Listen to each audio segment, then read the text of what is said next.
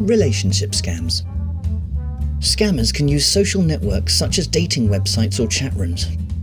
Once they've gained your trust, they'll start asking you for money, often by telling you an emotional or hard luck story.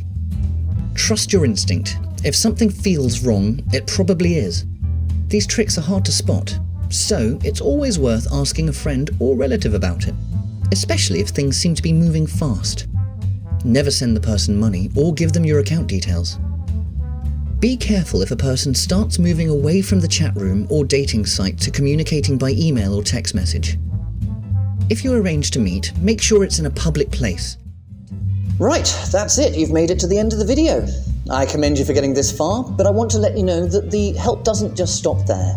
Our IT services department are here to help at any time, and our learning support team are ready to listen to your concerns. Just ask a member of staff on campus or check the student web for more information. Go to my.rhacc.ac.uk and choose the IT help desk in the top right-hand corner. Thank you.